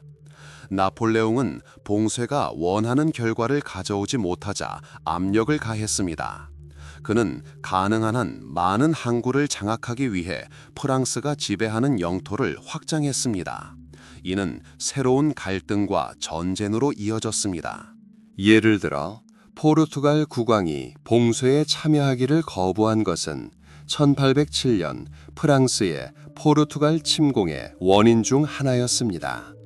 이 침공은 이후 스페인에서 스페인 괴양으로 알려진 길고 혹독한 전쟁으로 확대되었고 나폴레옹에게 가장 힘든 시련 중 하나가 되었습니다.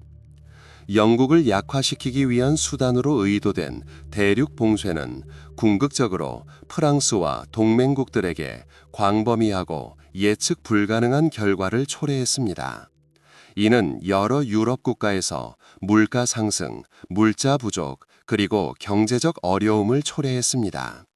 프랑스의 지배에 대한 반감이 커졌고 밀수가 만연하여 나폴레옹의 노력을 약화시켰습니다. 역설적이게도 영국을 고립시키기 위해 고안된 이 봉쇄는 영국이 무역과 생산을 위한 새로운 항로를 모색해야 했던 상황에서 영국 경제 발전과 해상 세력 강화에 어느 정도 기여했습니다. 나폴레옹은 온갖 노력에도 불구하고 유럽을 영국 상품으로부터 완전히 봉쇄할 수 없었습니다. 그림자처럼 드리워져 있지만 중요한 통로였던 밀수는 유럽 대륙에 필수품을 계속 공급했습니다. 부유한 상인과 귀족들은 익숙한 편안함을 포기할 수 없어 영국산 직물, 설탕, 그리고 다른 진미들을 비싼 값에 사들였습니다. 일반 서민들에게 봉쇄는 여러 필수품의 가격 상승을 의미했고 이는 잠재적이고 때로는 노골적인 불만을 불러일으켰습니다. 나폴레옹이 일으킨 경제전쟁은 복잡하고 다면적인 현상이었습니다. 이는 군사력이 항상 경제 문제를 해결할 수 있는 것은 아니라는 점을 보여주었습니다. 대륙을 영국 무역에 완전히 봉쇄한다는 구상은 너무 야심차고 실행하기 어려웠습니다. 대륙 봉쇄는 나폴레옹 제국의 약화를 초래한 요인 중 하나였지만 가장 직접적인 요인은 아니었습니다. 새로운 갈등을 야기하고 경제적 어려움을 심화시켰으며 프랑스의 지배에 대한 전반적인 불만을 부추겨 러시아 원정과 같은 미래의 사건들을 위한 토대를 마련했습니다. 대륙 봉쇄의 종식은 나폴레옹 제국의 새로운 시련을 예고하는 듯 했습니다. 프랑스의 입지를 강화하는 대신 영국을 고립시키려는 시도는 새로운 갈등을 촉발하고 경제적 어려움을 심화시켜 프랑스의 지배에 대한 분노를 증폭시켰습니다. 나폴레옹의 가장 참혹한 전쟁 중 하나인 스페인 전쟁이 전개된 것은 바로 이러한 긴장과 잠재된 저항의 분위기 속에서였습니다. 이 전쟁은 1808년부터 1814년까지 지속되었습니다. 한때 프랑스의 동맹국이었던 스페인은 나폴레옹의 야망에 휘말렸습니다. 1808년 프랑스군은 포르투갈 침공을 준비한다는 명분으로 이베리아 반도에 진입했습니다. 나폴레옹은 자신의 영향력을 강화하고자 스페인 국왕 카를로스 4세를 강제로 퇴위시키고 아들 페르디난트 7세에게 왕위를 물려주었으며 두 왕을 조종하여 스페인 왕위 계승권을 포기하도록 강요했습니다. 나폴레옹의 동생 조제프 보나파르트가 왕위에 올랐지만 이러한 움직임은 스페인 국민의 격렬한 반발을 불러일으켰습니다. 깊은 신앙심과 자부심을 지닌 스페인인들은 외국의 제자가 왕위에 오르거나 자국을 침략하는 것을 용납할 수 없었습니다. 이러한 사건에 대응하여 스페인 전역에서 민중 봉기가 일어났습니다. 바로 이곳 스페인 땅에서 프랑스군은 전례 없는 새로운 유형의 전쟁, 게릴라전에 맞섰습니다. 게릴라라는 용어는 전쟁을 의미하는 게라의 애칭으로 이 독특한 저항의 상징이 되었습니다. 농민, 사제, 그리고 일반 시민으로 구성된 게릴라들은 소규모의 기동성 있는 집단으로 활동했습니다. 그들은 대규모의 잘 훈련된 프랑스 부대와의 직접적인 충돌을 피하고 기습 공격, 매복, 통신 방해, 그리고 소규모 수비대 파괴를 선호했습니다. 전쟁은 혹독하고 피비린내 나는 전투였습니다. 유럽의 광활한 들판에서 싸우는 데 익숙했던 프랑스군은 낯선 환경에 직면했습니다. 산길, 스페인 마을의 좁은 골목길, 울창한 숲은 모두 게릴라전의 무대가 되었습니다. 게릴라들은 지형을 잘 알고 있었고 주민들의 지지를 받았으며 프랑스의 타락에 전례 없는 잔혹함으로 대응했습니다. 프랑스군이 질서를 확립하려는 모든 시도는 특히 잔혹한 처벌을 맞았고 이는 증오와 저항의 열망을 더욱 부추겼습니다. 이 시기 스페인 사람들의 일상은 공포와 박탈로 가득했습니다. 마을과 도시들은 프랑스군과 게릴라 세력 사이에 갇히는 경우가 많았습니다. 식량은 부족했고 무역은 중단되었습니다. 많은 사람들이 집을 떠나 난민이 되었습니다. 프랑스군은 끊임없는 물자 부족에 시달렸습니다. 게릴라들은 도로를 끊고 보급 열차를 파괴했으며 프랑스 병사들은 어둠 속의 공격을 예상하며 끊임없는 긴장 속에서 살아가야 했습니다. 이 전쟁은 장기전이었을 뿐만 아니라 나폴레옹 군대를 고갈시켰기 때문에 스페인 역병이라고 불렸습니다. 많은 프랑스군이 반란 진압과 게릴라 전투에 투입되어 다른 전선에서 나폴레옹 군대를 약화시켰습니다. 프랑스군은 직접적인 충돌뿐만 아니라 질병, 기하, 그리고 열악한 생활 환경으로 인해 막대한 손실을 입었습니다. 이 전쟁의 주요 인물로는 질서 회복과 저항 진압에 힘썼던 술트 원수와 마세나 원수 같은 프랑스 지휘관들, 사라고사를 수호했던 팔라폭스 장군 같은 스페인 지도자들, 그리고 파르티잔 운동의 상징이 된 인물들이 있습니다. 그러나 일반 군대와 달리 파르티잔 지휘관들은 종종 자기 지역에서만 알려진 지역 영웅이었습니다. 결정적인 요인은 스페인이 영국의 지원을 받았다는 점이었습니다. 웰링턴 공작 휘하의 영국군은 이베리아 반도에 상륙하여 스페인 게릴라 및 정규군과 함께 전투를 벌였습니다. 이로써 나폴레옹에 맞서는 제2전선이 형성되었고 상당한 자원과 관심이 필요했습니다. 새로운 질서를 수립하기 위한 시도로 시작된 스페인 전쟁은 나폴레옹의 가장 중대한 오판 중 하나가 된 장기전으로 이어졌습니다. 이 전쟁은 아무리 강력한 군대라도 민중의 저항과 게릴라 전술 앞에서는 무력할 수 있음을 보여주었습니다. 스페인 역병은 느리지만 확실하게 제국의 힘을 약화시켰고 자원을 낭비하며 나폴레옹의 위신을 떨어뜨렸으며 이는 미래의 재앙으로 이어질 길을 열었습니다. 스페인 전쟁으로 제국의 자원이 고갈되던 이 시기에 나폴레옹은 훗날 그의 생애에서 가장 운명적인 결정 중 하나가 될 결정을 내렸습니다. 바로 1812년에 시작된 러시아 원정이었습니다. 러시아에 대한 무력 과시와 최종적인 정복을 목표로 했던 이 계획은 결국 재앙으로 돌아섰고 나폴레옹 제국에 돌이킬 수 없는 몰락을 예고했습니다. 나폴레옹이 이러한 조치를 취하게 된 데에는 여러 가지 이유가 있었습니다. 그중 가장 중요한 것은 러시아가 영국에 부과된 대륙 봉쇄 조건을 완전히 준수하기를 꺼렸다는 것입니다. 러시아와 영국 간의 무역은 제한적이기는 했지만 계속되었고, 이는 나폴레옹의 경제 전쟁을 약화시켰습니다. 더 나아가 1811년 러시아는 스웨덴과 무역 조약을 체결하고 대륙 봉쇄 가입 조건을 개정했는데, 나폴레옹은 이를 조약의 직접적인 위반으로 간주했습니다. 프랑스 황제는 이를 자신의 권위에 대한 도전이자 자신이 수립하고자 했던 유럽 질서에 대한 위협으로 여겼습니다. 대육군 그랑데 아르메라 불리는 이 부대는 1812년 봄에 시작되었습니다.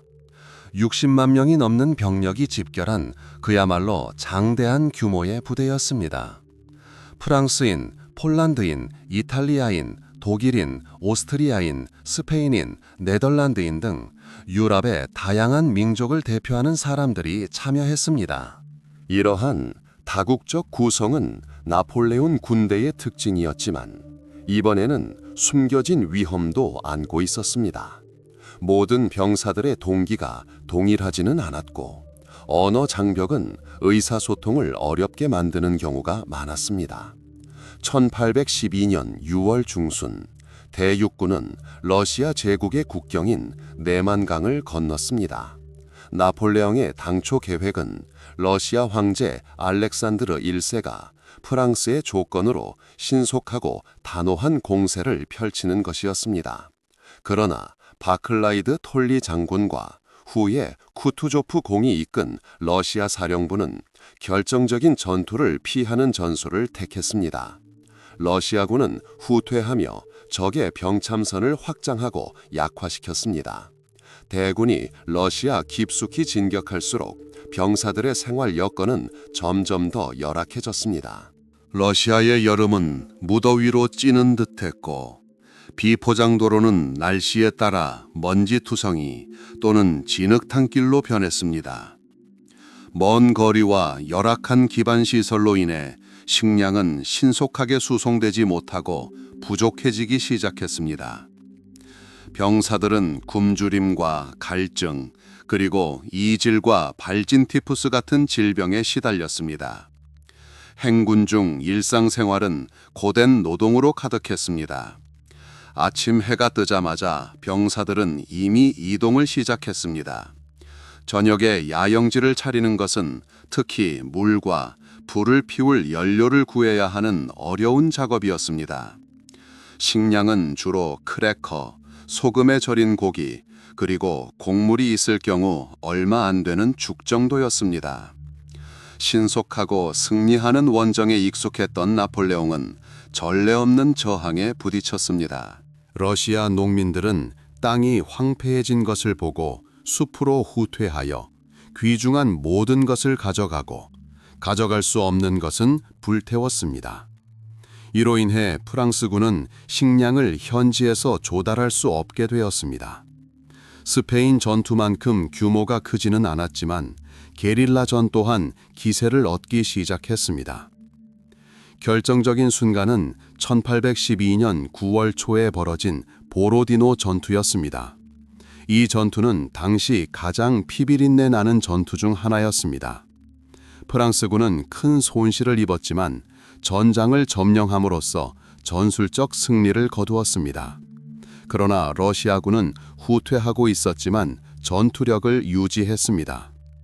보로디노 전투 이후 러시아 사령부는 군대를 보존하기 위해 전투 없이 모스크바를 포기하기로 결정했습니다. 1812년 9월 중순 대군이 모스크바에 입성하면서 새로운 도전이 시작되었습니다. 대부분의 주민이 버려져 있던 모스크바는 화재에 휩싸였는데 여러 기록에 따르면 러시아군이 실수로 또는 고의로 지른 것으로 추정됩니다. 이 화재로 프랑스군에 유용할 수 있었던 보급품의 상당 부분이 소실되었습니다. 러시아 황제의 항복을 예상했던 나폴레옹은 절박한 상황에 처했습니다. 황폐해진 모스크바에서의 기다림은 계속되었다. 나폴레옹은 알렉산드르 1세의 사절을 기다렸지만 그들은 도착하지 않았다. 시간이 흐르고 추운 날씨가 다가왔으며 충분한 보급품 없이는 러시아에 더 이상 주둔하는 것이 불가능하다는 것이 분명해졌다. 1812년 10월 중순 나폴레옹은 후퇴 명령을 내렸다. 귀환 여정은 그야말로 악몽이었습니다. 굶주림과 질병, 그리고 추격하는 러시아군과 코사크 기병들과의 끊임없는 접전으로 약해진 대육군은 눈앞에서 녹아내리고 있었습니다. 날씨는 급격히 악화되었고 첫 서리가 내렸습니다. 여름 제복을 입은 병사들은 추위에 시달렸습니다. 보급품은 사실상 끊겼습니다. 수천 명이 동상, 굶주림, 질병으로 목숨을 잃었습니다. 베레지나 강은 최후의 방어선이 되었고 프랑스군은 엄청난 병력과 장비를 남겨둔 채 간신히 강을 건넜습니다. 1812년 말 대육군은 사실상 완전히 자취를 감췄습니다. 10만 명도 채 되지 않는 병력만이 폴란드 영토로 귀환했고 그중 전투 준비가 된 병력은 극소수에 불과했습니다. 러시아 원정은 나폴레옹의 군사력을 약화시키고 새로운 반프랑스 연합군의 결성을 촉진하는 운명적인 전환점을 마련했습니다. 이 사건은 광활한 영토, 혹독한 기후, 그리고 완강한 민중 저항 앞에서는 아무리 강력한 군대라도 얼마나 취약한지를 여실히 보여주었습니다. 대육군의 참패로 이어진 러시아 원정은 전환점을 맞이했습니다. 나폴레옹은 빠른 회복과 이전의 영향력 회복을 바라며 하루하루 희망을 접어야 했습니다. 프랑스의 세력 약화를 목격한 유럽 열강들은 황제에 맞서 다시 한번 힘을 합쳤습니다. 러시아, 프로이센, 오스트리아, 스웨덴, 그리고 영국으로 구성된 새로운 6번째 반프랑스 연합이 결성되었습니다. 이 연합군은 결정적인 전투를 치를 준비가 되었습니다. 나폴레옹은 패배에도 불구하고 새로운 군대를 조직했습니다. 그러나 이들은 더 이상 이전 전투에서 싸웠던 노련한 베테랑들이 아니었습니다. 젊은 병사들, 그중 상당수는 이제 막 나이를 먹은 상태였습니다. 그들은 애국심으로 가득했지만 노련함과 전투 경험은 부족했습니다. 황제는 자신이 상대하는 병력이 우세하다는 것을 깨닫고 충분한 병력을 소집할 때까지 결정적인 전투를 피하려 했습니다. 1813년 전역은 종종 민족 전투라고 불립니다. 이 명칭은 적군의 규모와 구성을 반영합니다. 이번에 나폴레옹은 러시아군과 프로이센군뿐만 아니라 카를 대공이 이끄는 오스트리아군과 나폴레옹의 전 원수 베르나도트가 이끄는 스웨덴군과도 맞섰습니다. 이 전역의 정점을 찍은 전투는 작센주의 도시 라이프치히 인근에서 벌어졌습니다. 전투는 1813년 10월 27일에 시작되어 며칠 동안 지속되었습니다. 라이프치히 상공은 수백 발의 대포에서 발사되는 연기로 뒤덮였습니다. 수천 마리의 말들이 내는 요란한 소리와 병사들의 행진 소리로 땅은 흔들렸습니다. 이는 나폴레옹 전쟁 중 가장 피비린내 나는 전투 중 하나였습니다. 나폴레옹은 여러 추산에 따르면 약 19만 명의 프랑스군을 지휘했습니다. 그의 맞은편에는 45만 명이 넘는 연합군이 진을 쳤습니다. 전투 초반, 프랑스군은 연합군의 맹공을 막아내는데 성공했습니다. 나폴레옹은 지휘관으로서 뛰어난 기량을 발휘하여 병력을 기동시키고 적 방어선의 약점을 노렸습니다. 그러나 연합군의 압도적인 수적 우세와 결연한 의지는 프랑스군에게 큰 타격을 주었습니다. 치열한 전투 동안 프랑스군은 막대한 손실을 입었습니다. 특히 오스트리아와 스웨덴 군대가 전장에 등장하면서 프랑스군은 더욱 절박한 상황에 놓였습니다. 1813년 10월 19일은 연합군의 결정적인 공세의 시작이었습니다. 기진맥진하고 사기가 저하된 프랑스군은 후퇴할 수밖에 없었습니다. 후퇴는 대패로 이어졌습니다. 포위된 많은 프랑스 병사들은 항복할 수밖에 없었습니다. 엘스터강을 건너는 실패한 후퇴로 인해 수천 명의 병사들이 목숨을 잃었습니다. 공병들이 서둘러 다리를 폭파하면서 결국 강물에 빠져 죽었습니다. 라이프치히에서 벌어진 만국 연합 전투는 나폴레옹에게 참패였습니다. 그의 군대는 사실상 전멸했습니다. 상황이 절망적임을 깨달은 황제는 어려운 결정을 내렸습니다. 1813년 10월 21일, 그는 독일에서 철수를 명령했습니다. 이 패배는 나폴레옹의 유럽 대륙 지배력에 종지부를 찍었습니다. 라이프치히 전투 이후 연합군은 프랑스에 대한 공세를 개시했습니다. 1814년 4월, 연합군은 파리에 입성했습니다. 완전히 고립된 나폴레옹 황제는 더 이상의 저항이 무의미하다는 것을 깨달았습니다. 1814년 4월 6일, 그는 퇴위했습니다. 이로써 프랑스 제1제정은 종말을 고했습니다. 나폴레옹은 지중해의 작은 섬 엘바 섬으로 유배되었습니다. 그는 황제의 칭호와 소규모 친위대 편제를 유지할 수 있었습니다. 프랑스는 부르봉 왕정 복고에 돌입했고 처형된 루이 16세의 동생인 루이 18세가 왕위에 복귀했습니다. 나폴레옹 시대는 영원히 과거의 일이 된 듯 했습니다. 이 시기 서민들의 삶은 고난으로 가득했습니다. 나폴레옹의 전쟁은 나라를 피폐하게 만들었습니다. 자원은 군사적 필요에 탕진되었고 이는 경제와 국민의 안녕에 악영향을 미쳤습니다.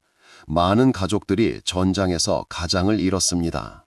농민, 장인, 상인 모두 장기 분쟁의 여파를 몸소 겪었습니다.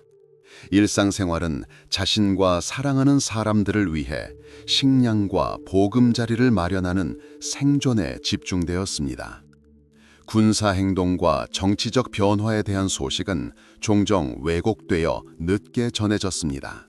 사람들은 평화와 안정, 그리고 아들과 남편의 귀환을 바라며 살았습니다.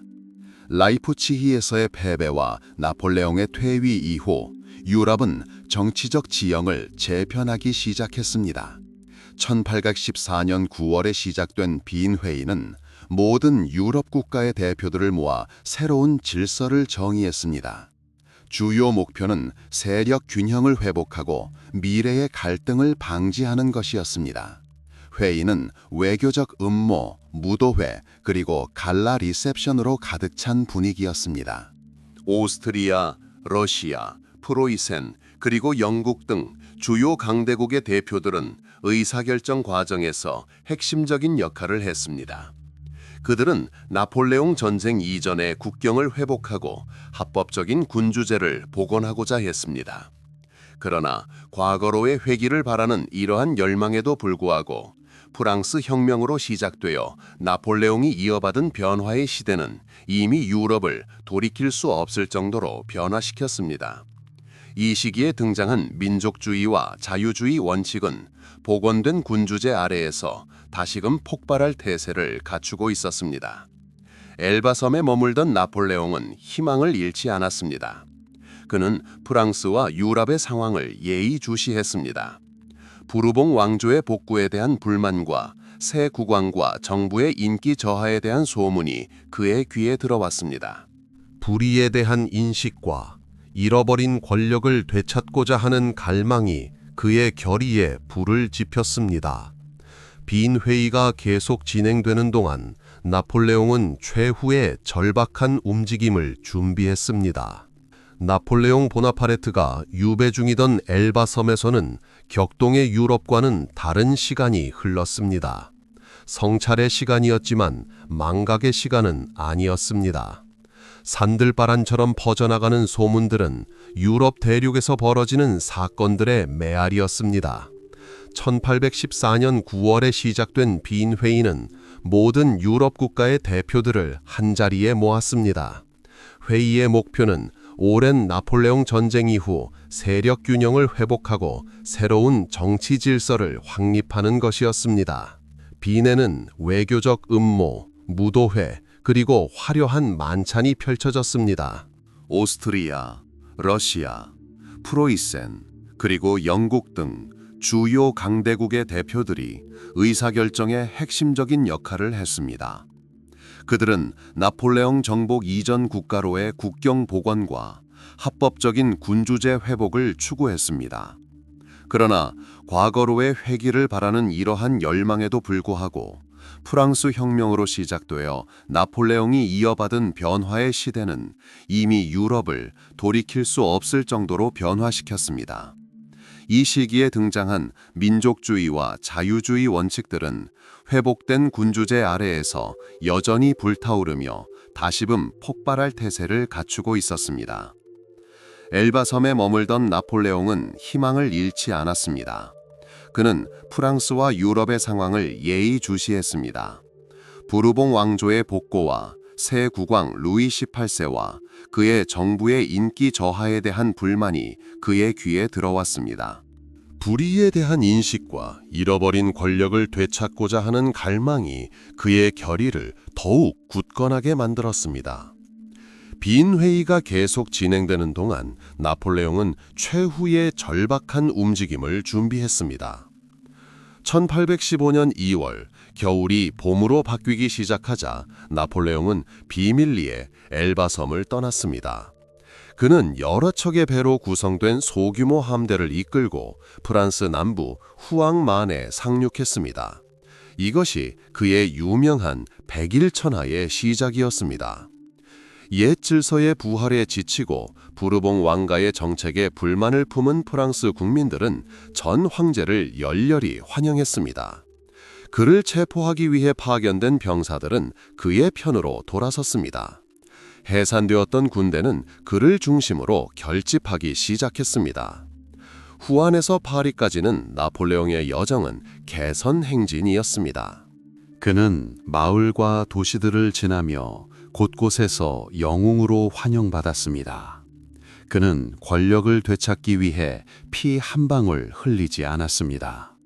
많은 사람들은 그의 귀환을 프랑스의 영광과 안정을 회복할 희망의 상징으로 여겼습니다.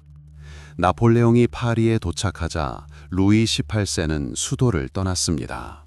황제는 튠루리 궁을 다시 점령했습니다. 불과 몇 달 전까지만 해도 불가능해 보였던 놀라운 귀환이었습니다. 그러나 나폴레옹의 귀환은 유럽에 심각한 우려를 불러일으켰습니다. 빈 회의에 모인 열강들은 즉시 나폴레옹에 맞서 단결했습니다. 그들은 나폴레옹을 불법자로 선포하고 군대를 증강하기 시작했습니다. 나폴레옹은 자신의 시간이 얼마 남지 않았음을 알고 있었습니다. 그는 단결된 유럽에 맞서 싸워야 한다는 것을 알고 있었습니다. 그의 주된 목표는 적군이 연합하기 전에 분열된 군대를 격파하는 것이었습니다. 그는 자신에게 충성하는 병사와 장교들로 구성된 새로운 군대를 조직했습니다. 그 군대는 결의와 투지로 가득 차 있었습니다. 1815년 6월, 나폴레옹은 벨기에에 주둔한 영국군과 프로이센군을 만나기 위해 북쪽으로 진군했습니다. 그는 오스트리아와 러시아군이 합류하기 전에 그들을 격파하기를 벌였습니다. 1815년 6월 18일에 벌어진 워털루 전투는 이 마지막 작전의 정점이었습니다. 역사상 가장 유명한 전투 중 하나였습니다. 나폴레옹은 프랑스군을 지휘했고 영국군은 웰링턴 공작이, 프로이센군은 분류허 원수가 지휘했습니다. 전투는 격렬하고 피비린내 나는 전투였습니다. 프랑스군은 용감하게 싸웠지만 영국군과 프로이센군은 잘 조직되고 결연한 의지를 보였습니다. 하루가 저물고 분류허 휘하의 프로이센군이 전장에 도착했을 때쯤 전세는 역전되었습니다. 프랑스군은 참패했습니다. 전투에서 패배했다는 것을 깨달은 나폴레옹은 도망칠 수밖에 없었습니다. 그는 자신의 통치가 끝났음을 알았습니다. 그것은 최후의 패배였습니다. 워털루 전투 이후 나폴레옹은 영국에 항복했습니다. 그는 대서양의 외딴 섬인 세인트 헬레나로 유배되었습니다. 그곳에서 그는 회고록을 구술하고 과거를 회고하며 생애 마지막 몇 년을 보냈습니다. 그는 1821년 5월 5일에 사망했습니다. 그토록 활기차고 격동적이었던 나폴레옹 시대는 막을 내렸습니다. 그러나 유럽과 세계사에 미친 그의 영향력은 엄청나고도 지속적이었습니다. 그는 파괴와 전쟁뿐 아니라 끊임없이 발전하고 살아남은 사상들을 남겼습니다. 그가 법, 정치, 교육 분야에서 시행한 개혁은 수많은 근대 제도의 토대를 마련했습니다. 나폴레옹 민법으로 알려진 그의 법전은 오늘날까지도 여러 국가의 법체계의 근간을 이루고 있습니다. 프랑스 혁명의 토대를 형성하고 나폴레옹 치하에서 발전한 평등, 자유, 박애의 사상은 여러 세대에 걸쳐 영감을 불어넣었습니다. 권위주의적인 정권과 군사적 야망에도 불구하고 나폴레옹은 많은 사람들에게 변화와 진보의 상징이 되었습니다. 그의 이름은 뛰어난 군사 지도자이자 정치가 그리고 당대의 아이로서 역사의 흐름을 바꾼 인물의 사례로 역사에 영원히 새겨졌습니다. 복잡하고 논쟁적인 그의 유산은 끊임없이 논쟁과 연구를 불러일으키며 한 사람이 어떻게 대륙 전체의 운명에 영향을 미치고 인류에게 지울 수 없는 흔적을 남길 수 있는지를 일깨워 줍니다. 변화의 회오리 바람으로 시작되어 외딴 섬에서 끝난 한 시대는 역사의 흐름에 깊은 흔적을 남겼습니다. 급류처럼 빠르고 파란만장했던 삶을 살았던 나폴레옹 보나파르트는 위대한 업적뿐 아니라 심오한 변혁의 상징이 되었습니다. 그의 유산은 일련의 군사적 승리와 패배를 넘어 새로운 사회 건설의 토대가 되었습니다. 나폴레옹이 몰락하고 마지막 전투의 잔영이 사라지고 제국의 시대가 새로운 세계 질서로 바뀌기 시작했을 때 그의 영향력이 전장을 훨씬 넘어섰다는 것이 분명해졌습니다. 유럽 전역에 걸친 그의 활동은 정치적 경계와 행정 구조에 대한 재고를 불러일으켰습니다. 수세기 동안 존속해온 신성 로마 제국은 라인 동맹으로 자리를 내주었는데 이는 대륙 지도의 재구성을 보여주는 대표적인 사례였습니다. 그러나 그 영향력의 진정한 깊이는 일상생활과 법체계에 가져온 변화에서 드러납니다. 전 세계적으로 나폴레옹 법전으로 알려진 민법은 법 앞에 평등, 사유재산권 보호, 그리고 계약의 자유라는 이념을 구체화했습니다. 프랑스 법을 체계화하고 통합하기 위해 만들어진 이 문서는 매우 강력하고 보편적이어서 근대화와 진보의 길을 따라 발전해온 여러 국가의 법체계의 토대를 형성했습니다. 혼돈이 지배하던 곳에 명료함과 질서를 가져다 주었으며 그 원칙들은 오늘날까지도 변호사와 입법자들을 이끌어가고 있습니다. 나폴레옹은 법 개혁 외에도 교육과 행정 발전에 상당한 관심을 기울였습니다. 리세 고등학교 설립, 교육 제도의 효율화, 그리고 효과적인 행정기구의 구축은 모두 국가를 강화하고 교육을 받고 진보 사상에 헌신하는 새로운 시민 계층의 출현에 기여했습니다. 통영 정부와 제정 시대에 추진된 이러한 개혁은 이후 프랑스 발전의 토대가 되었고 제도 현대화를 추진하던 여러 유럽 국가에 영향을 미쳤습니다. 프랑스 혁명의 이상, 즉 자유, 평등, 박애는 나폴레옹의 행동에 반영되었지만 그의 권위주의적 통치라는 시각을 통해 드러났습니다. 그는 이러한 사상을 실천에 옮겨 자신의 정복지와 함께 유럽 전역에 전파했습니다. 그의 통치가 일시적이었던 지역에서도 이러한 원칙은 뚜렷한 영향을 미쳐 민족 의식과 개혁에 대한 열망을 자극했습니다. 나폴레옹은 신화와 전설에 얽힌 인물이 되었습니다. 어떤 이들에게는 역사의 흐름을 바꾼 뛰어난 군사 지도자로, 또 어떤 이들에게는 유럽의 전쟁과 파괴를 가져온 폭군으로 여겨집니다. 그러나 이러한 논란과 모순을 제쳐놓으면 더욱 차분하고 안정적인 모습이 드러납니다. 그는 시대를 대표하는 인물로 시대의 열망과 도전을 몸소 실천했습니다. 그의 삶은 비범한 능력과 야망을 지닌 한 사람이 어떻게 대륙 전체의 운명에 지대한 영향을 미칠 수 있는지를 보여주는 좋은 예입니다. 그의 유산은 군사작전의 총합이라기보다는 끊임없이 살아 숨쉬고 진화하는 사상과 제도의 집합체입니다. 이는 역사가 끊임없는 과정이며 모든 단계, 모든 결정, 심지어 가장 논란의 여지가 있는 결정조차도 전체적인 그림을 형상하는 데 기여한다는 것을 일깨워줍니다. 과거를 연구함으로써 우리는 현재를 더 잘 이해하고 자신감을 가지고 미래를 바라볼 수 있습니다.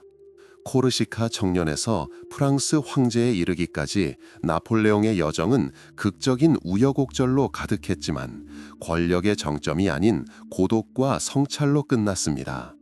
그러나 고립된 상황에서도 그의 영향력은 계속 느껴졌습니다.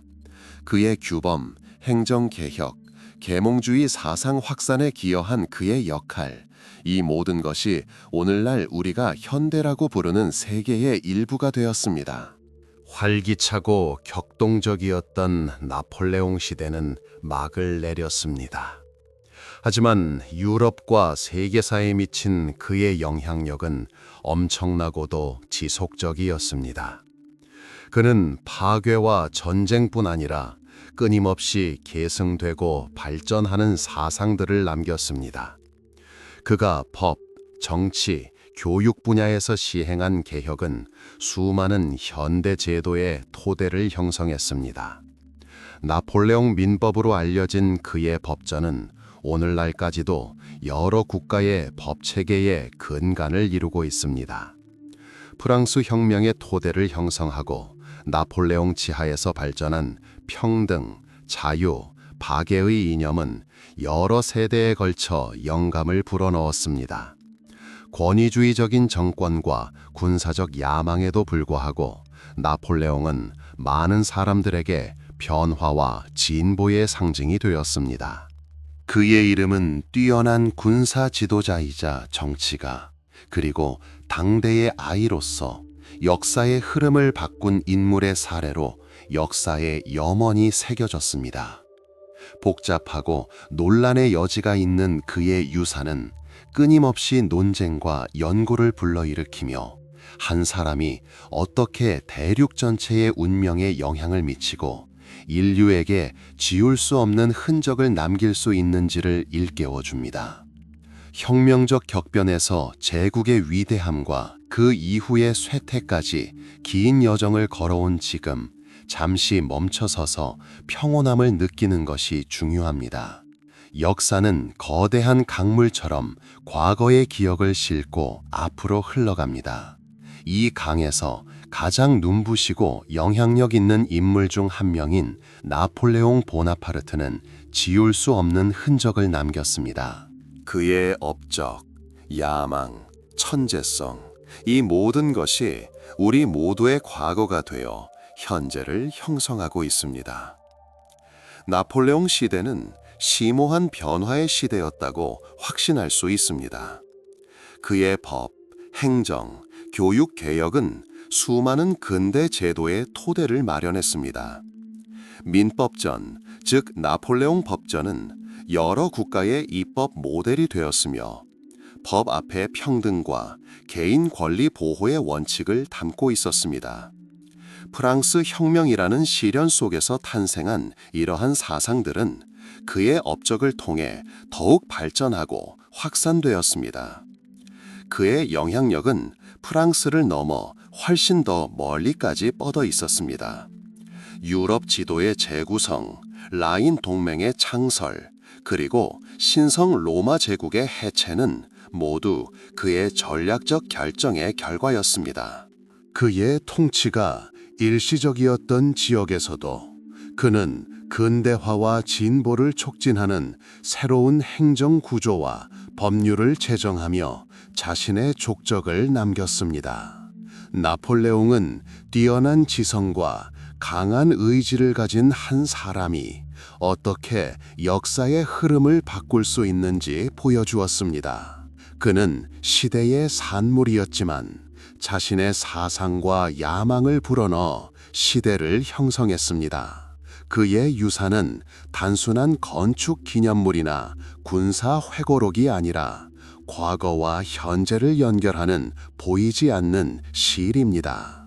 이제 나폴레옹 시대의 여정을 마무리하며 고요함과 평화를 느껴봅시다.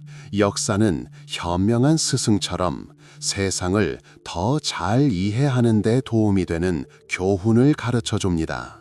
복잡하고 다면적인 나폴레옹의 유산은 이러한 가르침의 핵심입니다. 이는 인간 정신의 강인함, 변화의 가능성, 그리고 지혜와 평정심을 유지하면서 진보를 위해 노력하는 것의 중요성을 일깨워 줍니다.